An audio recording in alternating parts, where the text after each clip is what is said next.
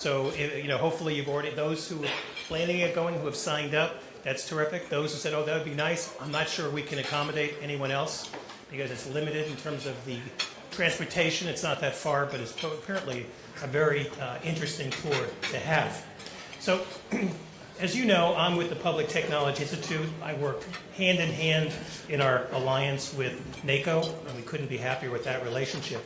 But there's another organization that we're very close with for a long time as well, and that's NACIO, the National Association of State CIOs. For the last 5 years, I think it's 5 if not 6, PTI is co-located with them wherever they are, and they always pick great cities. And this year it's going to be in Austin. This is the one event in the United States where state CIOs and local city and county CIOs come together. So join us, take a look at our website, pti.org.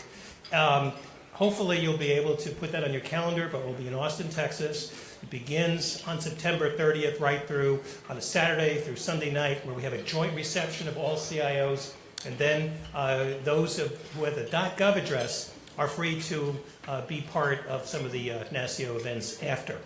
So I'd like to introduce a colleague of mine who is the state CIO, Stu Davis. Technically, he's the CIO of the Ohio Department of Administrative Services, Office of Information Technology. I've gotten to know Stu through his thoughtful service with NACIO, and as I said, NACIO is the group. And I also have to say, a plug for them, they've got great resources in terms of studies and services, and we now are partnering with them on a number of those things. Stu clearly sees the value in collaboration between state and local government, which doesn't always happen. Stu and his colleague Devin Maida will share some examples of how the state of Ohio and local governments are working together. And Stu, if working for state government ever becomes a bit tedious and unexciting, you are more than welcome to rejoin the ranks of county government, because this is where he began, Franklin County. So Stu, thank you.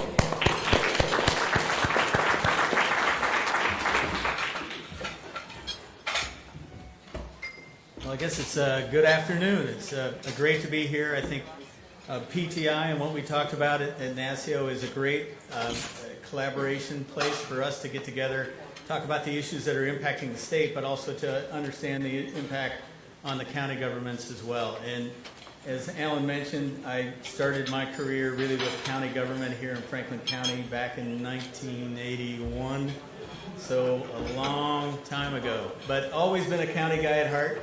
My personal belief is county government is really where the rubber meets the road. We don't have citizens coming in and asking to meet with the director of administration off the street.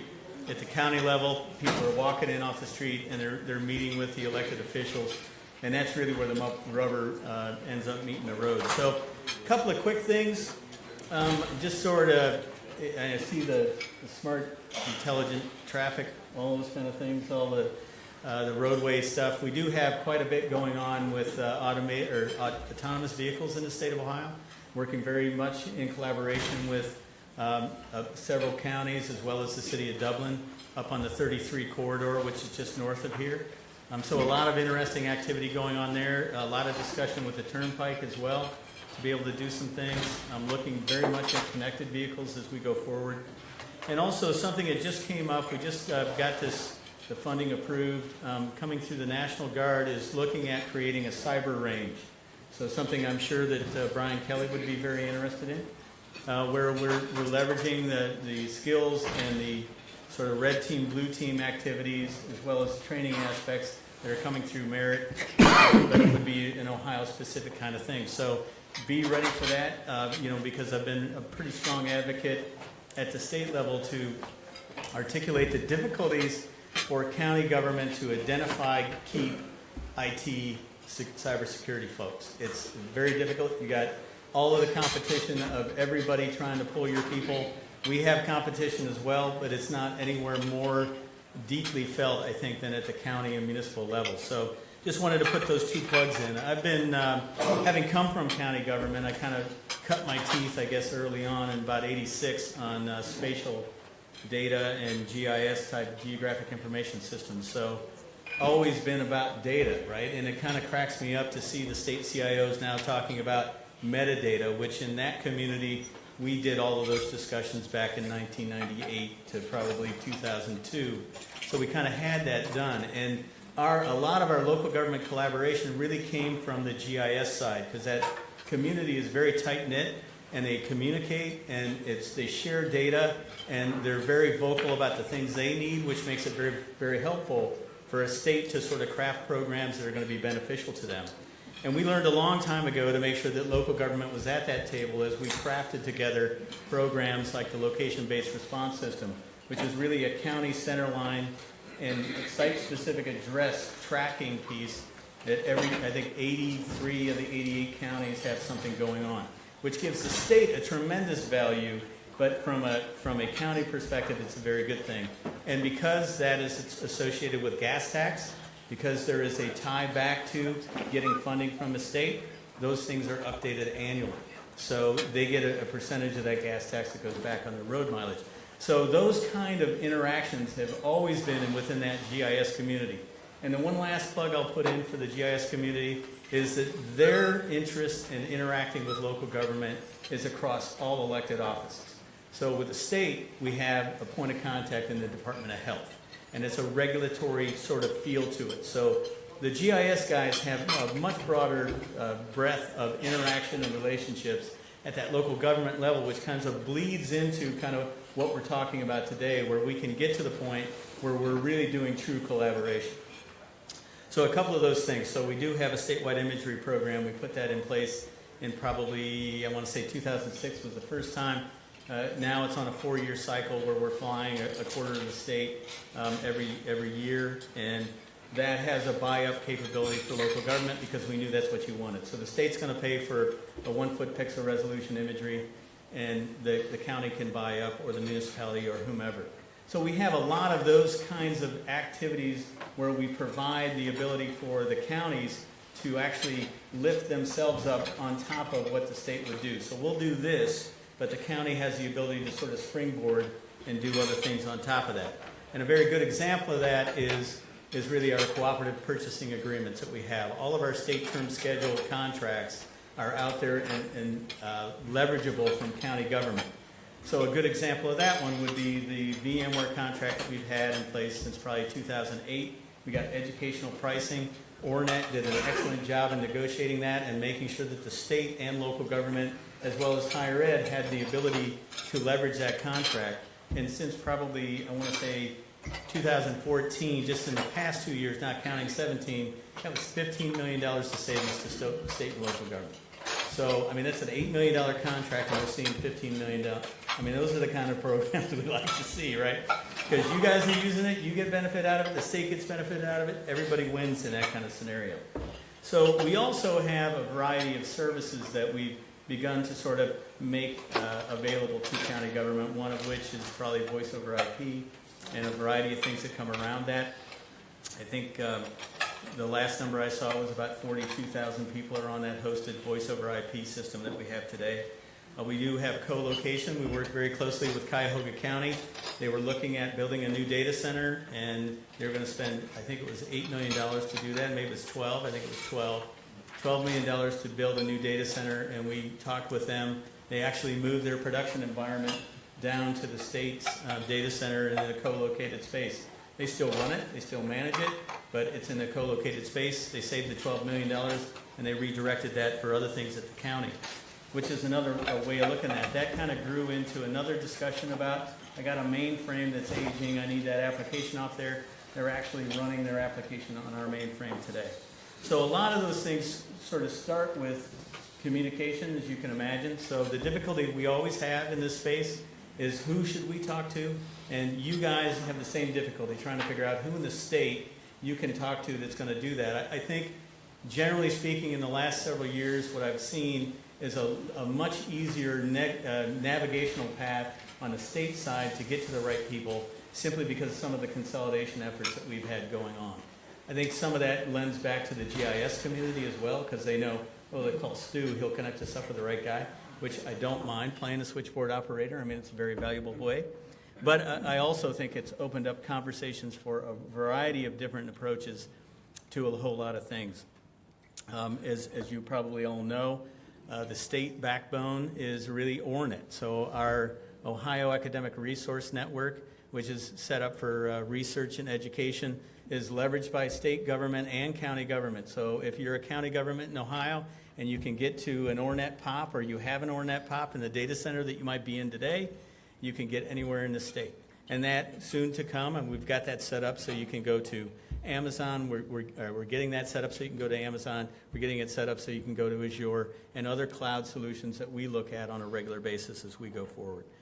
So the other part that I guess I would throw out there is sometimes I think state government is looked at as very conservative. I'm not so much a conservative guy. I think Devin will probably tell you I do some risky things. I take risks, which is maybe a little unusual for my position. I get a lot of people going, why are you trying to do that? Because it's stupid. But, sometimes it's the right thing to do, no matter how much pushback you get. And I think when you begin to look at that, we've got 20 cloud solutions that are aligned with the enterprise direction that the state has laid out. There are an additional 34 cloud solutions that are agency-specific that are also through our Master Cloud Solutions Agreement. So if you have issues, if you have things in Ohio County, of course, and you want to look at those kind of things, talk to us, and we can make arrangements to get those things on our contracting vehicle so you can get to them. So, Devin, I don't know how long I've talked, but you're going to come up here in 2 minutes. One last thing. So the other thing that we have going on, as you know, all of us are wrestling with what FirstNet's going to look like, what Next Generation 911 is going to look like, what that relationship's going to look like. We took a stance very early about Next Generation 911 and making sure that at the time, 320 PSAPs, public safety answering points, didn't build out infrastructure and storage for all of the data that they're going to be capturing, and try to look at more of a centralization of that, and maybe four corners of the state where that data would be stored. It would be replicated in another data center so that we would have access to that information if anything comes up. And so I think one of the first things we did was work with Morgan County to set up and host that environment at our State of Ohio Computing Center to support the Next Generation 911 build-out, which, of course, now we have an RFP that's on the street. We're working through that evaluation now. And then we'll have to go to the legislature to have them approve whatever that rate, that fee will look like. Right now it's 25 cents. We're hoping it'll go a little bit lower than that because there isn't really a whole interest in growing that fee and putting that up top. So trying to work through those kind of things, but I really do want to come back to very quickly the consolidation efforts I think that we've done here in Ohio have really streamlined the ability for county government and local government to speak to us as a single voice. You know who to contact on our side. Like I said, sometimes the difficulty and the challenge is trying to find the right people at the county level. As Brian will tell you, I'm pretty good about standing on pretty much every stump that anybody offers me to talk about things that we can do better together. And the more things as a county that you can come together and agree to, and look even to your county boundaries on shared services and those kind of things, are really, really beneficial. Because we just went through our budget process, very restricted funding. I'm sure the county governments feel that. It's a trickle down, but also you're feeling that same pinch. So the ability to look at collaborative services from county boundary to county boundary is a good thing as well, and we can facilitate that and coordinate that if we know some of the things that you guys have going on. So one of the key parts of what we've done probably in the shared services space is really around some of the HHS, the Health and Human Services side of the equation. So I asked Devin Mehta to come. He's our Enterprise Shared Solution Administrator for the state of Ohio, and he's going to talk a little bit about that. Devin, you're the man.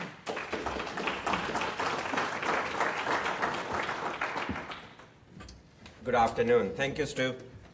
So I'm going to quickly talk about how the state and county leadership got together to solve some of the problems and the innovative technologies we have used over the past 2-3 years to improve the health and human services program delivery here in the great state of Ohio. So a little bit of background. In 2013, the Governor's Office of Health Transformation initiated a modernization project primarily to simplify the determination for eligibility and the responsibility between state and county government. And so with that, we started building and modernizing the system, which is the Ohio Benefits Platform, starting with Medicaid. We're trying to roll out SNAP TANF in a few months. and moving on to other income-based programs. And so as part of that modernization, what we did is several state and county leadership decided to meet and talk about improvements in health and human services delivery, standardizing business processes, and improving the client outcomes. And so I'm going to talk about some of the key milestones for this initiative, which we now commonly refer to in state of Ohio as the County Shared Services Project, and some of the things we have done over the past 3 years. So there were 3 pieces which we had worked on for the past few years.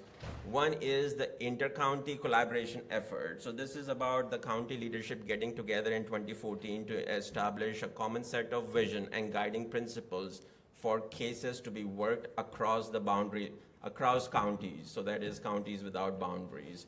And that was key as the counties then got organized themselves into a select group of counties by region or by volume. They decided to merge together, and we call it county shared services county regions. I think we have about 5 to 6 right now. And the very first thing is we standardize the business processes into a standard operating protocol or standard operating procedures. That way we can have common processes for citizens in those shared services counties as they approach the counties to get health and human services benefits.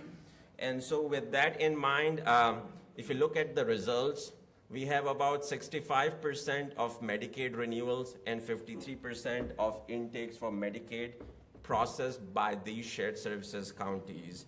And most of it is authorized over the phone, something which was not being done before. So you have the ability for the shared services county to process them over the phone. And so when we realized, and how did we do that? So first thing we realized is we have to merge the ancillary systems in the counties, primarily the call centers and the IVR technology as well as the doc management system. So the very first thing we did is build the call center, the enhanced contact center, through which what we did is by the county shared services region, what we have virtual call centers for cases, specialized cases to be worked across the county lines. And so now we have a common 888 number or 844 number for the citizens to call into the shared services county.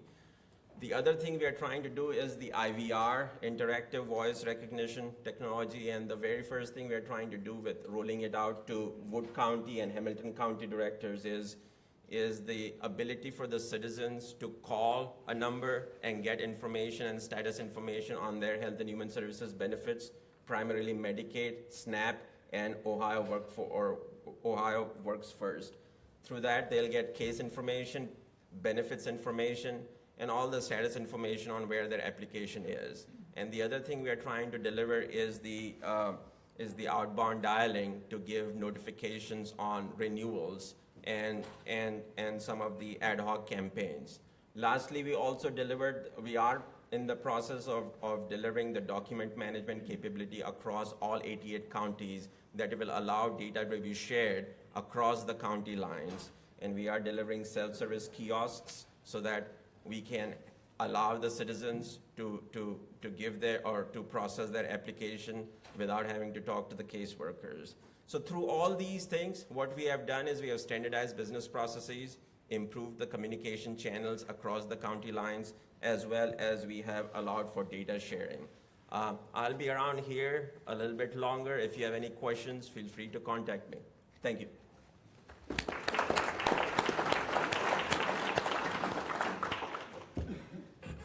So naturally, I forgot a couple of things. So we do have data analytics. I'm sure you've probably been reading that in some of the magazines. That is open and available to the counties as well to leverage that. I will also be here tomorrow, probably starting about 5:30. I'll be speaking again at 6. And I certainly wanted to thank Alan for asking me to be here today and speaking to what I consider my brethren. Thank you.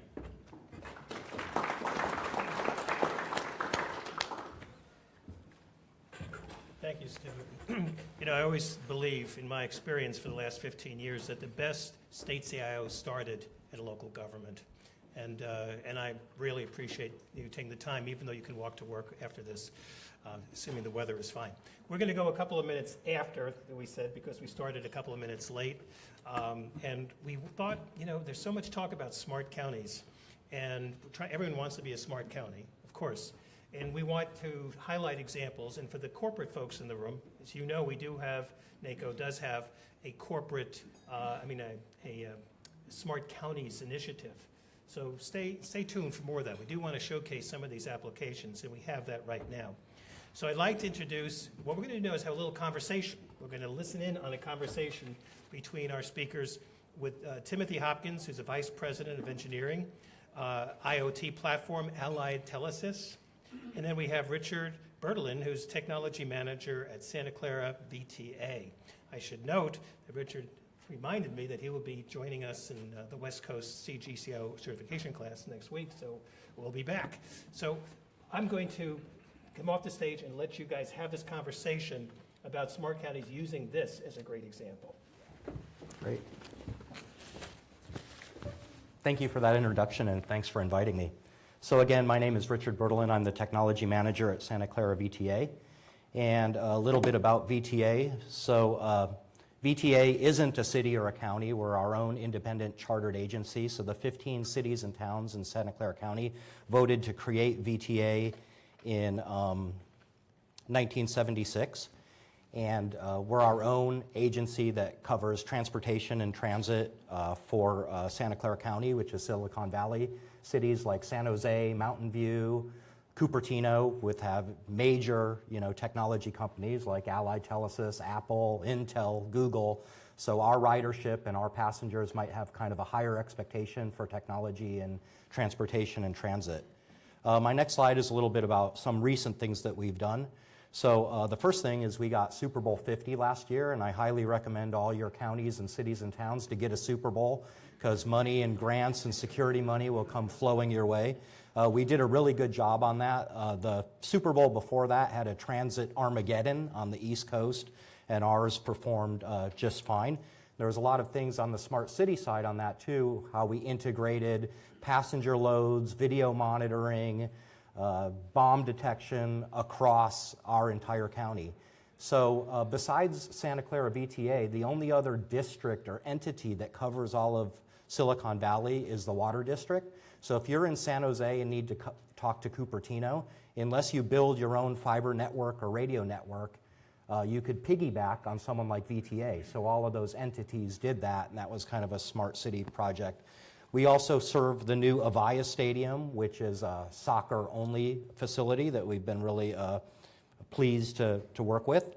We developed bus rapid transit. I think Columbus has a bus rapid transit system. I did a little walking around. They had some really cool signage and graphics in the downtown area. We also built one of those. And one of my pictures there, so VTA, as more of a county thing, we're the provider of emergency flood relief transportation.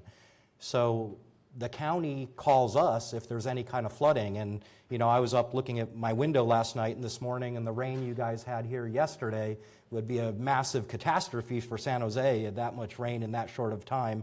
And when that happens, they call us, and our buses are deployed, as shows in that graphic, to help with things like that.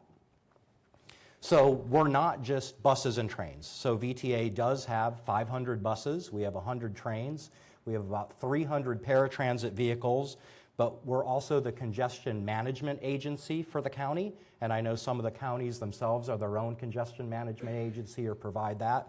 We provide that service. So we build freeway interchanges. We do bike share programs and pedestrian facilities.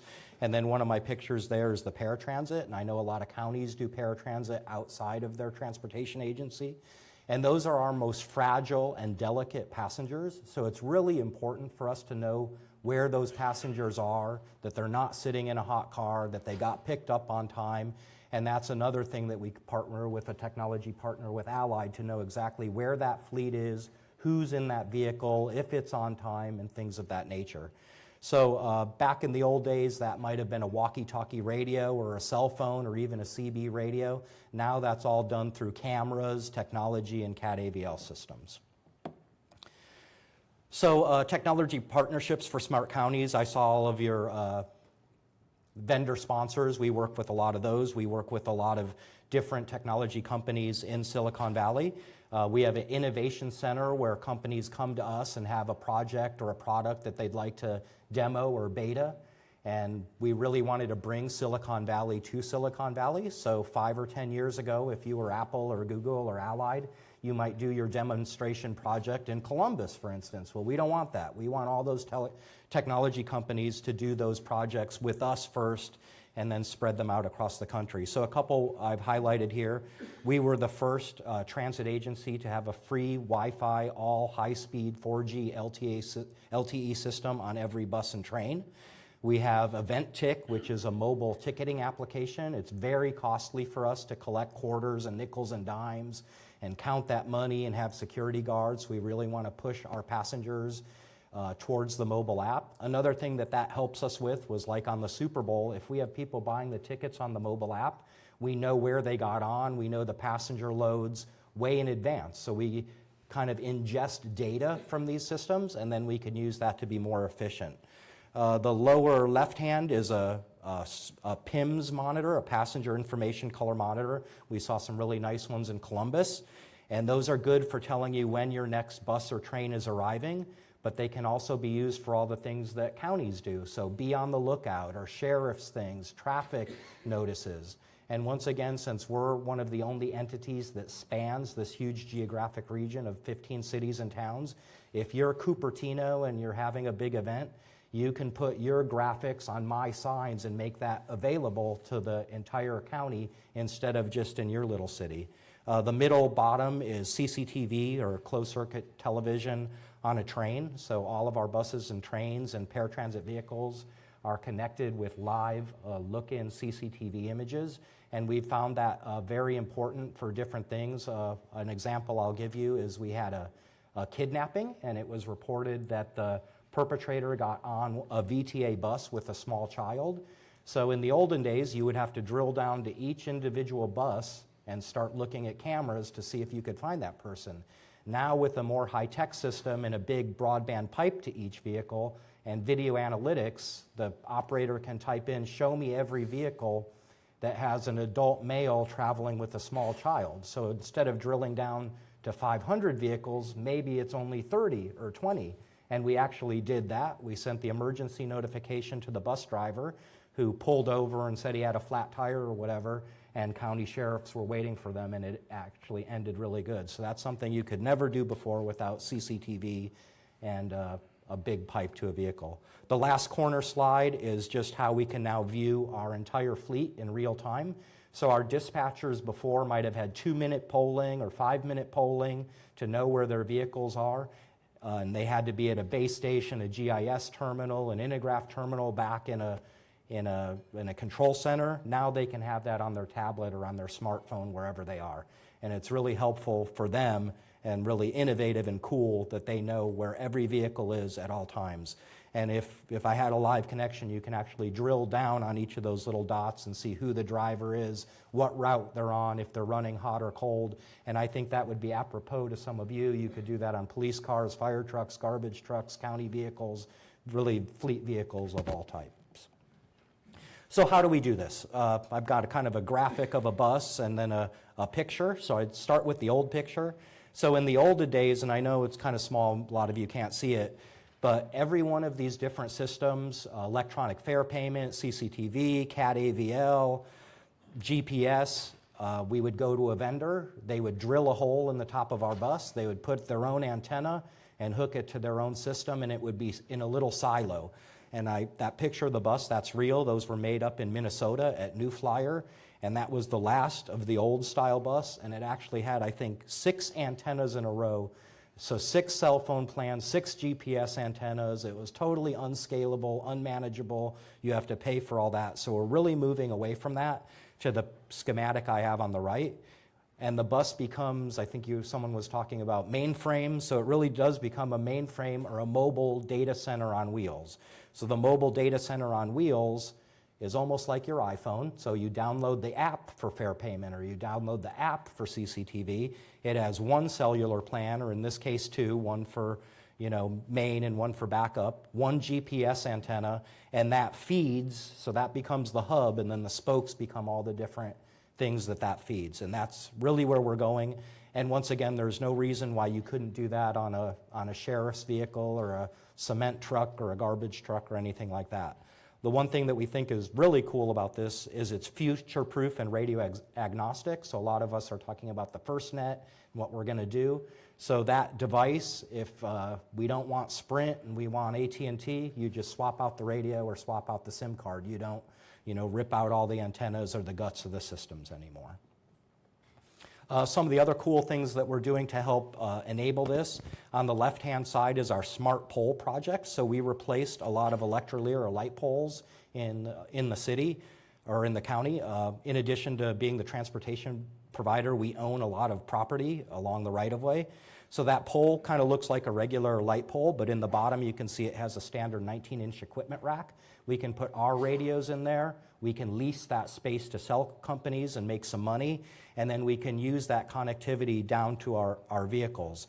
My one aside on this project, the Smart Pole project, if a drunk driver wipes out a regular street pole now, that might be $2,500 or $5,000, and their insurance usually covers that. If someone wipes out one of these poles, it might be $100,000 or $200,000. So we're not exactly sure what's going to happen the first time that happens, but it's a really interesting and innovative way for us to provide this kind of connectivity to our vehicles. The other map is our fiber network. So once again, we span the entire county. And if you're a city within the county, you don't really have that, so you can piggyback and share our fiber. We become almost like a telecom company or an ISP for some of our cities and towns. And I think we have over 50 miles of 144 and 288 strand fiber. That shows a little map. And one of the coolest connections we have, you guys were talking about connecting to your Ohio academic network. We have our own fiber into May West, which is a major internet aggregation point on the West Coast. In fact, it is the major internet aggregation point on the West Coast. So instead of paying AT&T to be my ISP, I have direct fiber into May West that I can then resell to our partners like Allied, to other cities and towns, and it's much cheaper for our residents and citizens for us to get bandwidth that way. This slide is the actual pictures of some of the devices. So you can see the one set of antennas, different kind of sensors, cameras, and then I have a blow up kind of right in the middle of that in the trunk of a Prius. So once again, you don't need this giant bus or truck. We can actually fit this down in a suitcase size, and you could put it in any of your sheriff's squad cars or things of that nature. And all of those pieces of equipment right now could be this rolling data center, and those are some actual photos of what the equipment looks like. So once we started doing all these projects, we found out that we were in the data business. So we were collecting and aggregating all this data, and what do we do with it? So once again, it's exportable. So to academics, other companies, other cities, counties, all wanted to see that data. We're happy to do that. My favorite part is actually monetizable. So the upper left-hand graphic is actually cell signal strength. So cell phone companies will actually pay us to run around. So we have these 1,000 vehicles. They're out 24/7. Why not use that to collect data for others? So you can see the little blue lines, and it has peaks and valleys that actually measure cell phone data. So we can sell that back to the cell phone carriers and make money on it. The kind of red and orange one, that is air quality data. So people like the EPA and once again universities, we have all these vehicles running out. We could put an air quality data on the front bumper and actually measure carbon monoxide and nitrous oxide and create maps. And for them to do that on their own, they'd have to run around with their own cars and have their own bandwidth. But for me, I can just load an app and add a sensor to our existing fleet and actually sell them that data. The bottom one is an Invigilant dashboard. And this is a project we used, a GIS type project to map like graffiti on bus stops or crime calls. So now we know at 4 o'clock, maybe that's the area where there's the most graffiti tagging.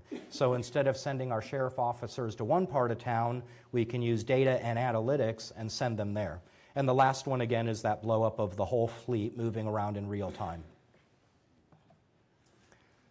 Stadium solutions, once again, really important for us to be able to serve these high capacity events. And the project I'll talk about like this is once again the video sharing. So 5 or 10 years ago, if you were inside the stadium command post, you might be able to look at the cameras in your stadium, and as soon as the person crossed the property line out in the street, you were blind to that. So we did a project before the Super Bowl that was actually recognized by the White House to actually share video data analytics across cities, counties, and the stadiums. And we actually put this into use well before the Super Bowl. So there was like a mugging or an assault in a stadium bathroom. And the people in the stadium command center could actually see the assault and see the people, the perpetrators. And they could watch them on cameras down through the corridors. They watched them leave the stadium.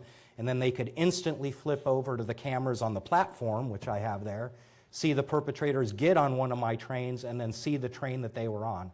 So a lot of people watch, CSI and these TV shows and think that everyone already has this, but they really don't. This was like a really innovative thing that we were starting to get towards a CSI solution, and it was so innovative and so cool. Allied worked with us on the dashboard and that we were actually recognized at the White House for this solution. There's another blow up of what the buses and trains look like.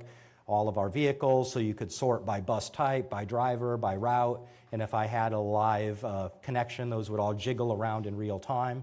That's pretty cool. Once again, I don't think there's any reason why you couldn't do that for any of your fleet vehicles. If that was something you were interested in, you could know where every sheriff car was, every garbage truck, every public works vehicle, every fire truck, kind of at all times. And the last one, so there's a little bit of, or our second to last, talk about the SmartNet. So we're kind of leery on SmartNet. We used to run our own T-band analog radio system just for VTA. But recently, we joined a consortium called the Silicon Valley Radio Interoperability Authority, and we're building a digital P25 trunking system countywide. And once again, with my vehicles and hand packs, I have like over 1,000 users. This is going to be a 700 megahertz system with 31 RF sites, 94 talk paths, 147 dispatch consoles, and over 10,000 subscribers. So this is really a huge, huge project for Silicon Valley. And if I had to replace my own radio system, it would have probably cost VTA $30 million, and nobody was willing to do that. But we become kind of the second or third biggest member of this county-wide voice system. We're on the board, we're a voting member, and we're building it for all the county, the sheriffs, the police departments, and fire departments all throughout Silicon Valley. And once I have that, maybe I could offload and stop doing the voice over IP to the vehicles, switch all of voice to this system, and then have my other system just for data, which gives me more capacity. And my last one is kind of Internet of Things, I to T and I to V.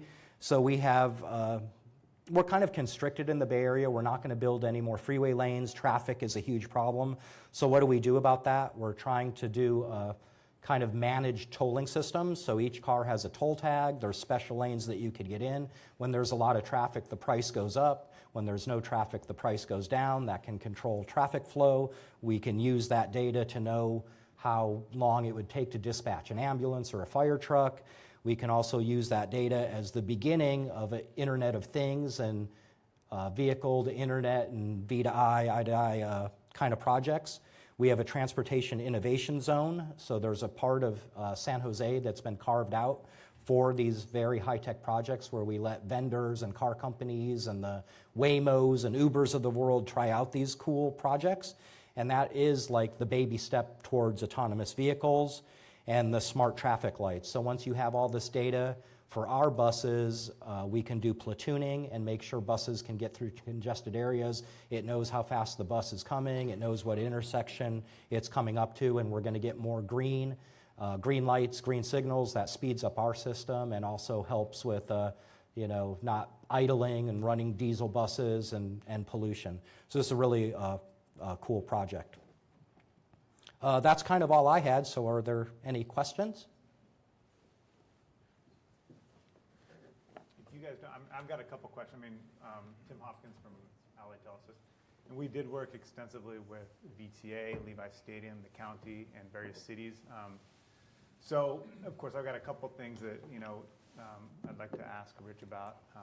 One of them has to do with, kind of smart transportation and how they can lead innovation throughout the county and city, and what kind of projects can transportation agencies do towards showing counties and cities what can be possible?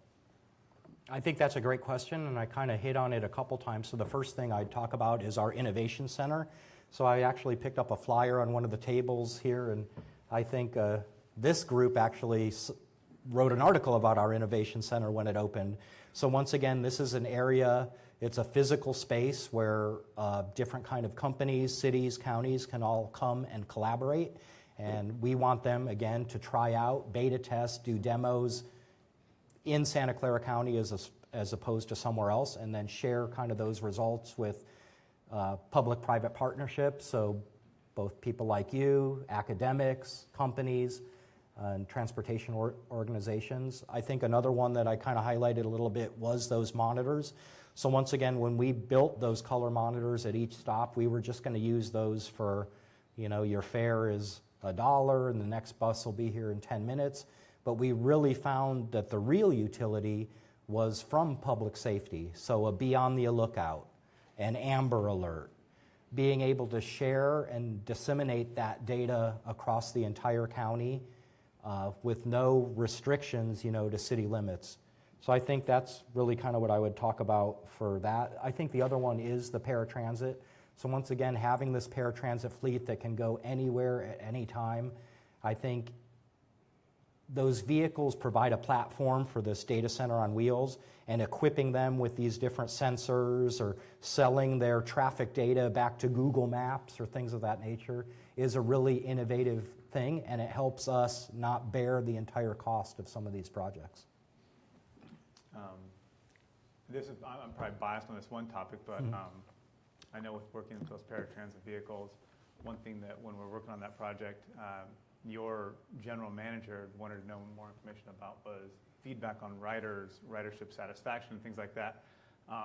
So it wasn't initially part of the project, but we ended up putting tablets in the cars, those paratransit vehicles for the passengers. Maybe you can talk a little bit about those user feedback that we're getting and how we're collecting passenger data to improve the rides. Yeah, so I'd like to talk about that a little bit. So over the last few years, your Ubers and Lyfts of the world are kind of eating our lunch. They're taking away kind of our premium passengers. And one of the things that people really like about the Uber or Lyft is at the end of the ride, you get to rate your driver with 3 stars or 4 stars and add some comments. And our general manager, as Tim mentioned, is very innovative. And she was like, dang, why can't we do that for bus drivers or for, paratransit vehicles? So if you were on a bus and it was filthy with litter, are you really going to get on the phone and call my customer support and say what vehicle you are on and this and that? Well, no, probably not. But if there was some mobile app like Uber or Lyft had, or a little panel where you could hit how many stars, we'd be able to collect that data. So in the past, we used to send out teams of people with clipboards and actually interview people. That's extremely costly and time-consuming, and we have a very kind of international clientele, so some people we couldn't even talk to. So the project Tim's coming out with, we actually saw something like in an airport security line, there's like a green happy face, a yellow kind of medium face, and a red frowny face. And as the person leaves the vehicle, they can just touch that, and we can have some idea and some way to collect some of this data. Another question about data sharing. I know you mentioned that the county sheriffs. I know VTA uses the county sheriff for their transportation patrol. They also use Allied Barton and a number of other groups internally. What kind of data sharing? Obviously, you said you've gotten into the data business. Do you share incident data? What do you feel the value has been to gathering this data, sharing data across these agencies, and how can that be shared to the cities maybe and other agencies in the county? Well, again, data is a very broad term, and in one sense, data is those CCTV images that used to be kind of locked in a silo and no one could see them. So using a company like yours and DVRs and cameras and non-analog video, we can now port that to the private security guards, to the sheriff's office, and to each of the 15 cities and towns that we do business with. 5 or 10 years ago, we would have to export that onto a CD-ROM and pony it over, and maybe they would get it in time for the lawsuit or something like that. Now that can all be done live in real time. And the other is the incident data. So to take all of the incident data, the fare checkers data, graffiti tagging, assaults, put it into a database, tabulate it, and then create these heat maps. We don't keep that just with our county sheriff who does provide our security, but we have them share that with all of our security partners, Homeland Security, the stadiums, and things like that.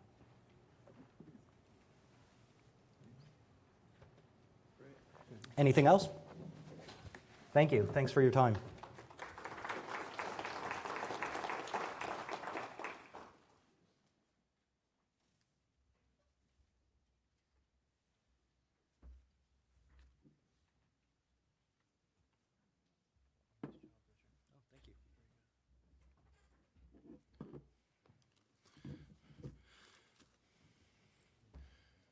All right, so this brings us to our InfoSec cybersecurity panel, and the folks participating in that, if they can make their way to the stage so we can get you hooked up with mics real quick.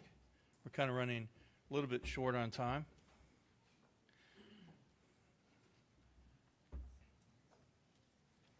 Good. Are you all hooked up? Not yet? Nope. Oh, here he comes.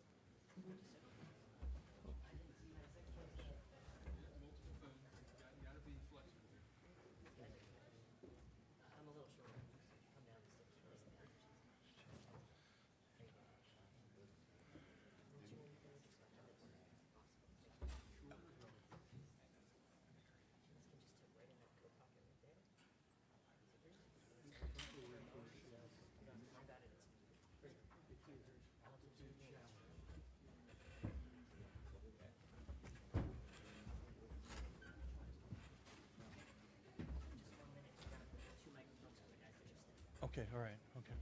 Please, please.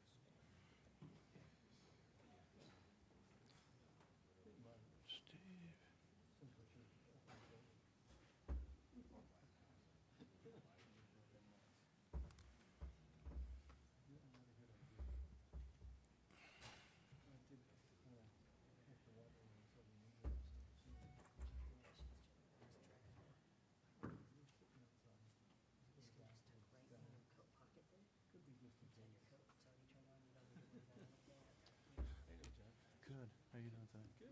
Good. This is going to be short because we've got the Amazon tour breaking off at 1:50, so we'll try to get as much in as we can. Everybody ready to roll? Okay. All right. Okay. So here for the InfoSec cybersecurity panel is Thomas McLaney. He's the Director of Policy and Government Affairs for Semantics. He's right here. And we have Steve Hurst, Director of Security and Services and Strategy for AT&T Technology, Operations Global Emerging Services. We have Darren Mays, County Information Service Officer for Tarrant County, Texas. We have Robert Miles. He's Business Development Manager for West He's RSA. I'm going to start off right now. I'm going to, first question is going to go to Steve, okay? Thank you. And what can organizations do to protect themselves from insider threat?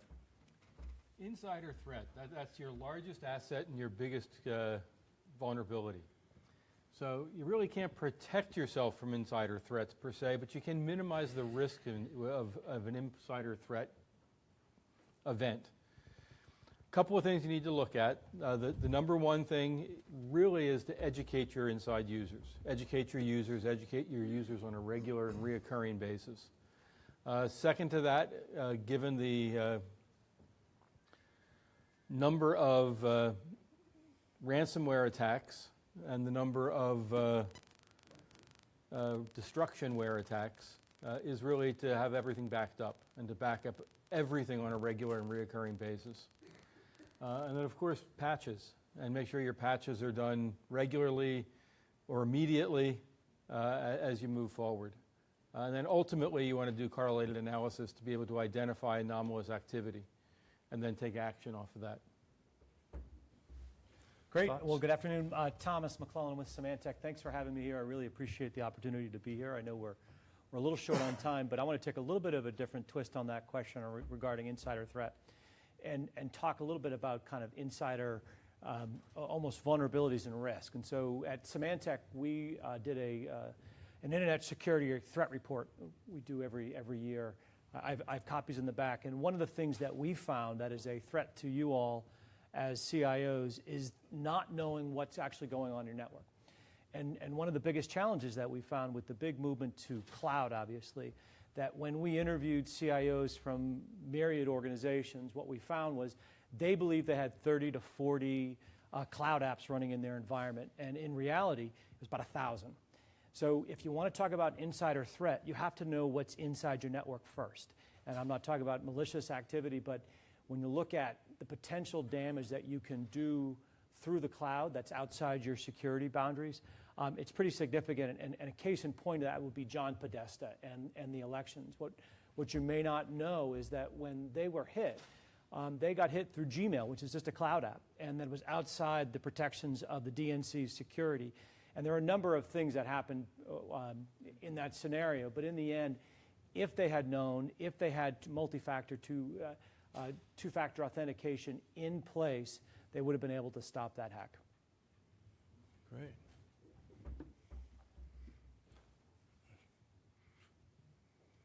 Robert? Yeah. Sorry. Hi, Robert Miles from RSA. I agree with both the gentlemen that commented earlier, and I also think it's important to understand what insider threat means to your company, your organization. Because in reality, there's two different types. There's a malicious insider threat, which is somebody like the Edward Snowden affair that they're actually trying to steal data and do things that are malicious to your organization. And then the other is the incidental malicious or the incidental insider threat, and that's the person that clicks on the kitty picture or clicks on the phishing email, initiates the ransomware attack inside your organization, and they don't mean to do bad things, they just don't know any better. I think the other key to that is, as Thomas had referred, is a visibility into your organization, and how do you gain visibility across all of your enterprises, across all of your applications, all of your data points, all of the endpoints, all of the systems that run inside your connected network. So that's one of the bigger challenges is really kind of defining how do you get visibility and how do you push forward through that. Good. Darren? Afternoon. My name is Darren May. I'm the Information Security Officer for Tarrant County. Appreciate your time today, or as your program says, the Information Service Officer. We think our end users are the soft underbelly. The internet's changed a lot since Al Gore invented it in 1992. So we spend a lot of time with our users. The county can give me $5 million a year for defense in depth, and I'm just one click away from a problem. So we spend a lot of time with our users to keep them from being bored. We kind of take a bottom-up approach. We talk about home security, shredding, alerts on your bank accounts, things of that nature to get their attention, and then we move into the county end of security. And we talk about 600,000 Facebook accounts are compromised every day. The world's population is what, 7.6 billion people, and there are more things connected to the internet than people on the planet. And then again, ransomware, which keeps us all up at night. 4,000 campaigns an hour, 100,000 a day, both through email and drive-by websites. So we really spend a lot of time with our users. We go to the orientations, we go to the manager orientations, we go across the county on a door-to-door campaign, and we really try to bring security home to each and every one of our users. That's a great point, Darren. If I can add something. Yes, please do. Which is actually since the Petya event of a week or so ago, I think it's really important to not only have a data inventory, to know what you have and where it is, but I've become a big proponent of micro-segmentation. And within your LAN environment, you want to have as small isolated areas as possible and then put controls around those areas so that if something does get in or is coming in through a worm, you can isolate it or minimize the impact. Wow, that's great. So, Darren, you just touched on better educating your end users. Let me go back to that. What can we do to better educate our end users? Let me see. I'll give this one to Robert. So I always get asked the question, if from hundreds of CIOs that I talk to, where do I spend money? Where do I get my most bang for the buck? And I'll leverage off what Darren said, is if I only had $1 million to spend on security, I'd spend it all on training for the employees. And the reason for that is if I've got 1,000 employees, I either have 1,000 vulnerabilities or I have 1,000 gatekeepers. And if I have 1,000 vulnerabilities, then that's the person clicking on the kitty picture, that's the person clicking on the phishing email, that's the person that's going to websites they shouldn't be going to. But if I can educate them and do that in a manner that's real to them, that's applicable to them, that correlates to life activities that they do on a daily basis, then I can change them from that vulnerability into a gatekeeper. Great. Thomas, yeah? Yeah, I think building on that, and not to take a different, but a different way of looking at it is also kind of protecting what is most valuable to you as county CIOs, what kind of information is most valuable, and making sure that that doesn't go outside your network. That the ability to kind of put in data loss prevention practices where you can say something that looks like a serial number or something that looks like a tax record will not go outside our network unencrypted, and you have the rules of engagement that are the policy rules. So I agree that absolutely you need to train, but I also think that people make mistakes, whether malicious or otherwise, and that you can automate some of those types of protections in terms of protecting your data and whatnot. Great.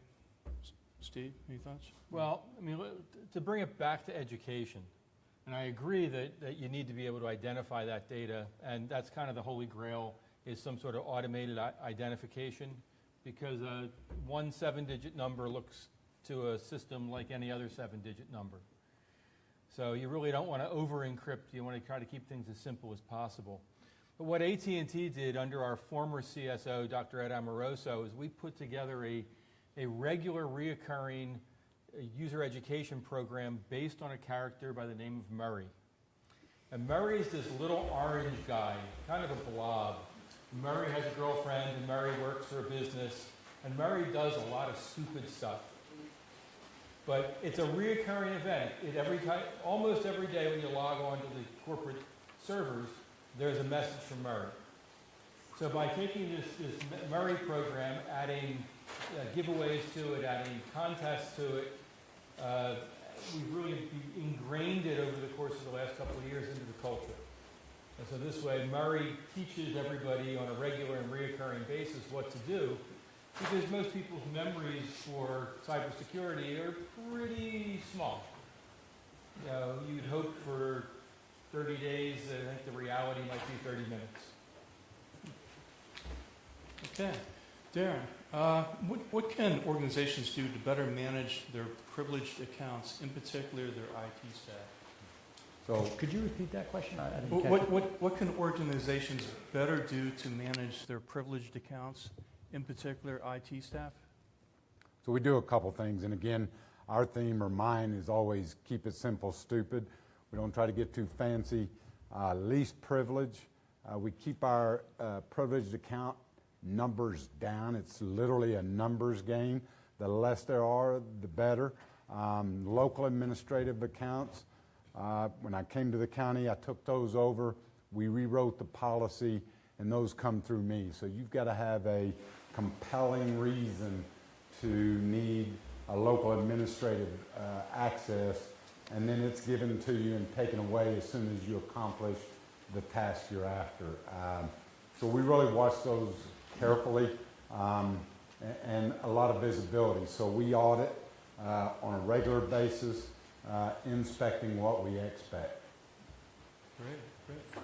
So I would even come up, I don't disagree with anything you're saying, and in fact, when you look at it from a higher level, when you look at the NIST framework that's out there as a governance tool and making sure that your security practices are normed to the NIST, and they're, everyone's got a way to score how an organization does it. We do it, I'm sure you guys do it, I'm sure RSA has something similar.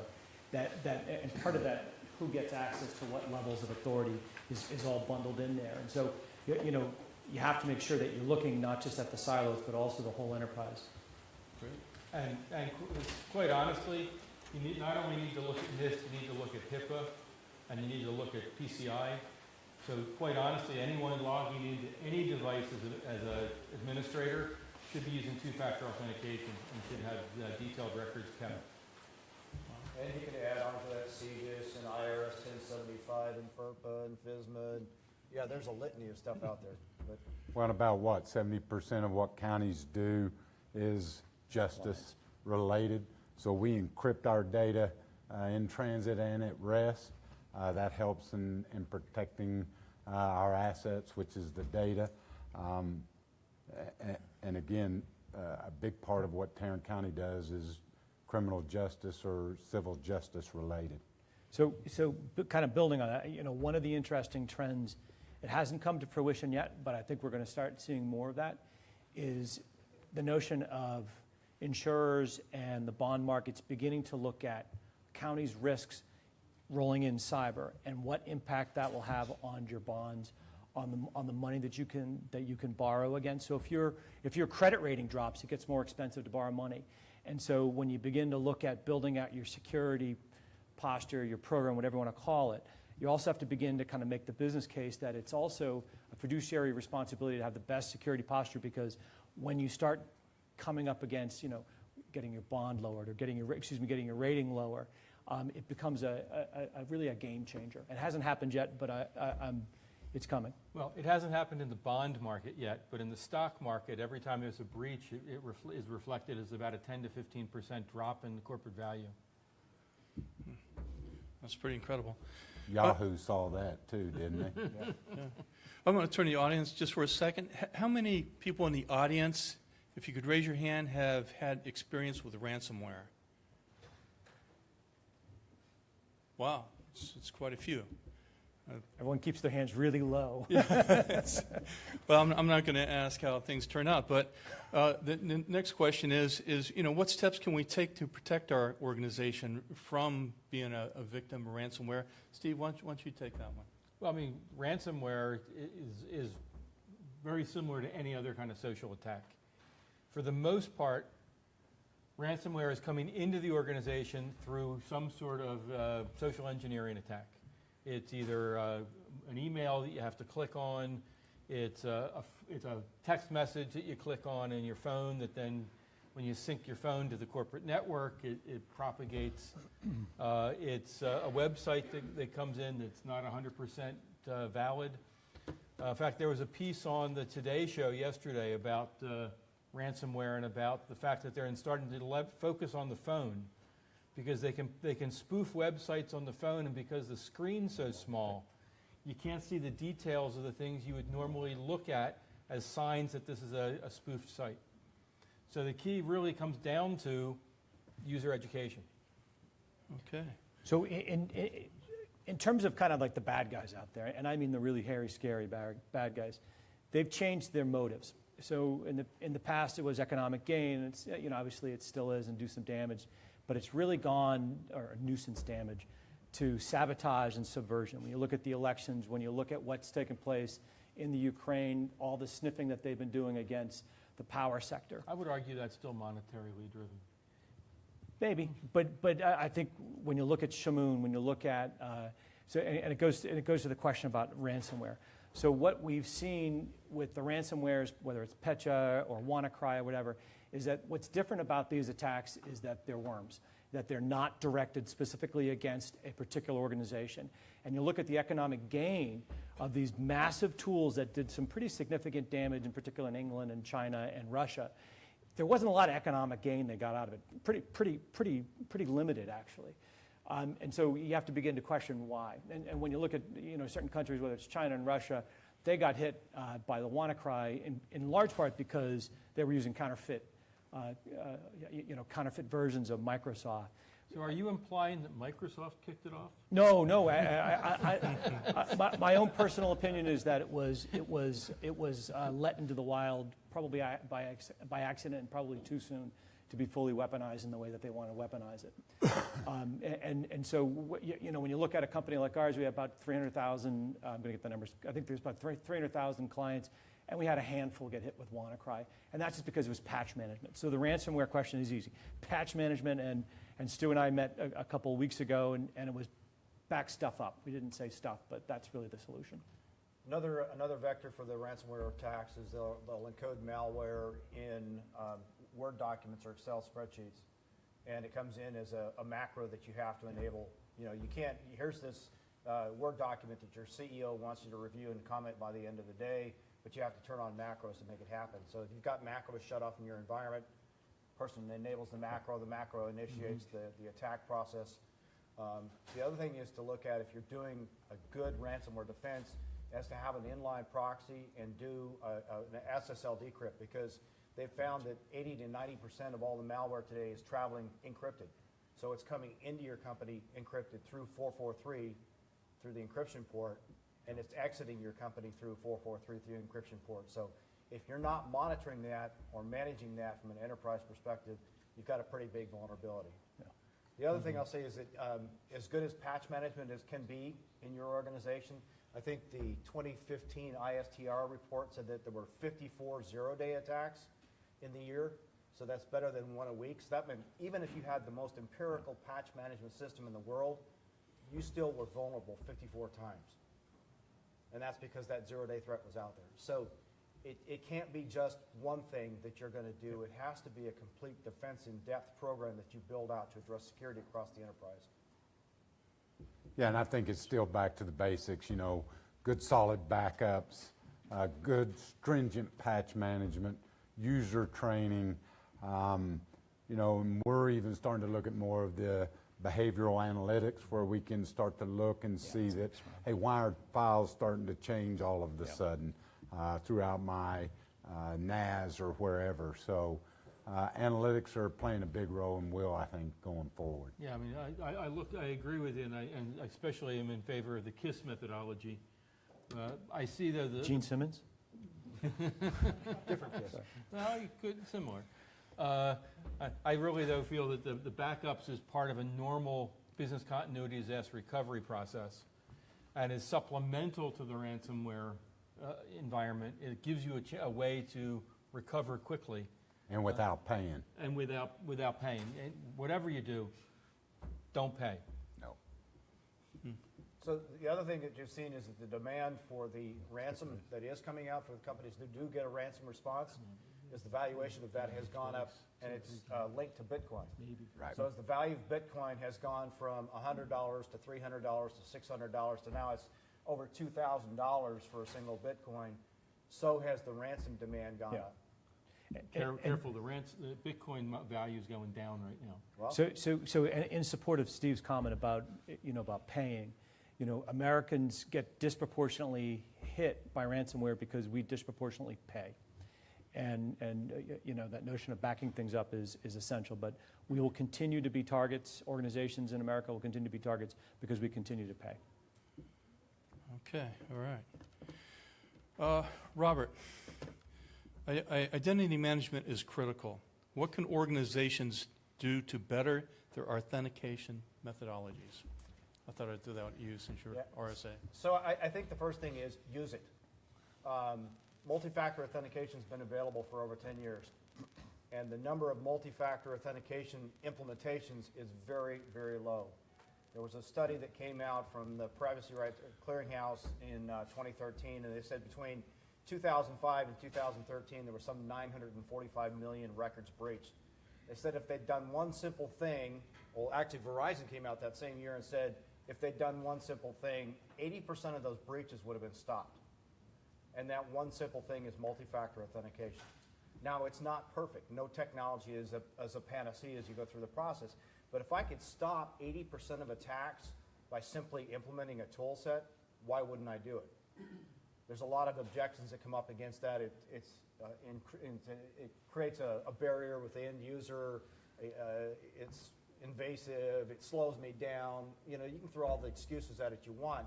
But the reality is the tool sets are not being implemented and not being used. There was another study that was done in 2014, and or 2016, it was like the first 6 months, there was another 9 million records or 900 million records that were breached, and only 4% of those breaches were what they would call a secure breach. That meant that the data was encrypted in the back end and it was encrypted in transmission. So only 4% of the companies out there had actually employed encryption at a level to where the data was being protected. So tool sets are not being used. So I think the biggest thing that we can do to push identity in that process is to look at using the tool sets, and then once they're in place, look at the growth of that into the next generation. So looking at adaptive authentication. Is it critical for me to have a person that's sitting inside the environment who's logging into their email do multi-factor authentication, or can we do single factor? But when they go to the next level and they access a database, maybe that's where it kicks in and says, now that you're pulling data, you actually have to have multi-factor authentication. And maybe if you're going to a secure database that's CGIS protected data or HIPAA protected data, that you step that up even a level further and you do a reverse query back to the individual and say, what was the house that you lived on in 1983? Right. You know? And step that authentication process up as you go in and protect the information. Careful with that question. There may be administrators who were born after 1983. Darren, thoughts? Yeah, I keep going back to the KISS method and playing on what you said. You know, a lot of IT shops have a lot of tools and they don't implement them very well or use them. We've tried to skinny ours up, if you will, and get meaningful information out of our tools and use the tools we have. So today we're encrypting every single Surface Pro 3 and 4 that is about to deploy to my public health group. Before they get them, we held them up a little bit. They get them next week, but they have to be encrypted and they have to have CompuTrace on them before they hit the field.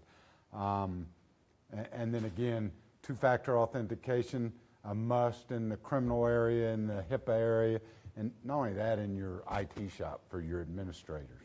So if I could just kind of weigh in, yeah, so two-factor authentication, make sure that whatever solutions you're employing, you've got one, we've got one, I don't know if you guys, make sure it works with the cloud. Because if you're not protecting on the cloud, you leave yourself exposed. So the other thing now to begin thinking about isn't just multi-factor authentication for your own employees or for your own staff, for your own people, for your own workers, but also now for the citizens in your counties. That beginning, you know, I expect to see more and more county services require some type of multi-factor authentication in the future, where if you're doing a tax record or if you want to get, you know, look at whatever service that may be, you know, county service, you may need to have some kind of multi-factor authentication, and so you guys need to sell this up to your people, to your budget authorities. Don't say multi-factor authentication because no one's going to really know what the hell you're talking about. Talk about identity. How you're making sure that you're showing who the people are, and really kind of making the business case for why that's important, both internal your employees, but also external now your citizens. And yeah, just to chime in, the answer is yes. We need to use multi-factor authentication. We need to be able to validate who the user is. When you're picking solutions, especially when you're using it for the public, you have to look at the risks involved versus the perceived risks. We're very bad as a race of really assigning good risk metrics. So, it's kind of like what hit the press the most recently, which means that anybody who uses one-time passwords that are sent to your phone would scrap it today. Well, the actual risk of that is very low, but it got a lot of press. So all of a sudden it's lost its value perceptually. But the key is when you're looking for a broadly distributed multi-factor authentication, look at what the actual risk is, not what the perceived risk is. And kind of consider that very conservatively, because the risk rating you may put on it may actually be a lot riskier than what the actual risk is when you look at the technology. One thing to add, Jeff, we've, as more and more counties, I guess everyone goes to the cloud or a hybrid environment. One, we make sure all of our data stays in the 48 contiguous states. We don't have any way of working with it once it's overseas. Second thing is we've brought new writing to all of our contracts. The best place to get things right is before you enter those agreements. So we have breach notification, right to audit, incident management and response, the ability for companies to make sure they're resilient as well. We want to see their disaster recovery plan. So if you get those things in writing up front as you go to the cloud or in the hybrid environments, or your data is stored elsewhere, we believe that's an important step to get it done right first. Yeah, now to that same mindset, as you're going into the cloud, remember the cloud does not necessitate backup. Just because you're working with a cloud provider does not mean that it's backed up. Right. So when you're looking at it and you're looking at backups can be local, backups could be in the cloud. However, if you're doing your processing and storing your data in the cloud, you want to make sure that it's backed up in another cloud provider or backed up locally, because there's going to be an issue at some point, and you need to be prepared. Oh, great answers. Any questions from the audience? Yes, Chris.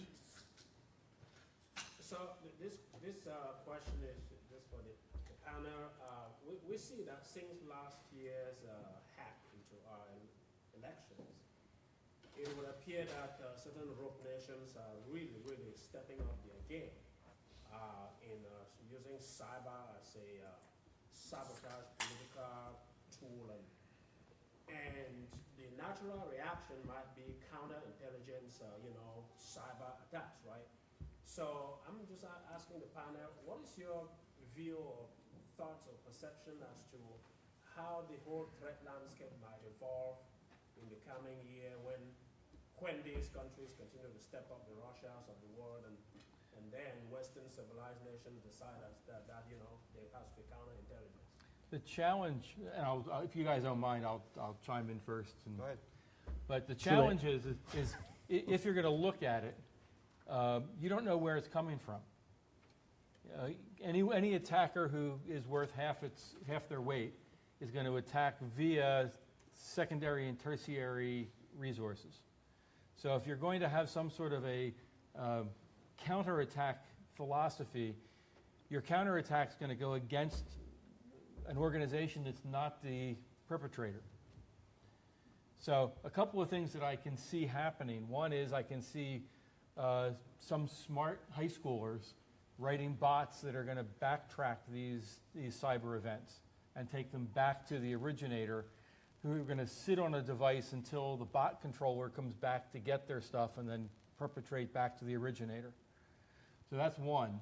And in fact, I'd be surprised if the CIA or NSA hasn't already been developing some of those. If they haven't, somebody needs to. Even just to identify where it's coming from, definitively. Secondly, it's kind of tough. I suspect we're going to see lots of regulations come out of it, because as with most government bodies, the federal government is very knee-jerk reaction based. So they're going to start, doing all sorts of knee-jerk reactions to try to shut down this type of activity. But the reality is that a lot of what occurred that has been detected from the last election cycle was social engineering. It was news manipulation. And that's something that you really can't the founders of the country realized that the bulk of the population were fat, dumb, and stupid. So what they formed was the Electoral College. And quite honestly, we're all very, very easily influenced by wherever we're getting our news from, or whatever information we're deeming to be truthful. And we're not going to stop that. So build on what Steve had said is that, the hacker environment has evolved. It used to be that disaffected guy sitting in his mom's basement, had a ponytail, was eating Skittles, drinking Mountain Dew, and he's going to hack the world. But you could go back to the IP address of that computer. Today, the hackers are actually sitting behind defense in-depth structures. They have firewalls, they have VPN tunnels, they have encryption protection, and when they launch an attack, they'll go out and take over another machine. They'll make it a virtual machine, which means when they get done using it, all the log files are wiped. But they don't launch that from their own environment. They launch it from somebody else's tool set. So if we were going to go into a counterattack methodology, you're going to end up what we had back in the 1950s and 60s, where we had mutual assured destruction. This is, you guys remember hiding under your desk at school for the nuclear attacks? That's what we're going back to. I did that in grade school, and I can remember that, clearly. But we're going to end up launching an Old West environment to where everybody's shooting at each other in the streets and not knowing where the real attack came from. Well, I think it was James Comey that said what used to be bombs and bullets is now bits and bytes, right? Exactly. We talked to the FBI a couple times before last year's election. They gave me a list of IP addresses that was so long on a DVD, it would have taken 3 days to enter it into my perimeter router and create a bogon list. So we just started blocking by country, right? In our firewalls, both directions, so they couldn't set up command and control and leak data out. But my feeling was if North Korea wanted to do business with Tarrant County, they need to get on a plane and come see us. There you go. Yeah, and quite honestly, your comment about both directions is really one that gets ignored, because there's really not enough outbound blocking as opposed to inbound blocking. So it's important to hack back is not, it's controlled by the U.S. government. If you hack back, it's against the law. I mean, although we do know what happens, but when you start talking about the elections tampering, it's really not against the voting boxes. It's against all the peripheral systems. Is it possible to hack a voter box? Probably. But it's really about, the Podesta email was they attacked him and were able to leak the emails, and they influenced it that way. And so what it kind of speaks to is a much broader protective position that anybody involved in the electoral process needs to take. And when you begin to look at county level, when you begin to look at state level, most are woefully unprepared to really protect their assets, to protect their gold. I was with one a CIO from a state who was supporting county electoral systems, election systems, and they were able to hack in within about 15 minutes because they had no even fundamental protections. So one of the themes I always talk about when I do these kind of things is big guys helping the little guys. And as a county or as a state, as a big county or a small county, figure out where your weak points are and offer help in advance. And because it's going to happen, it's going to continue to happen. Russia's been doing it for years. They got their hands slapped.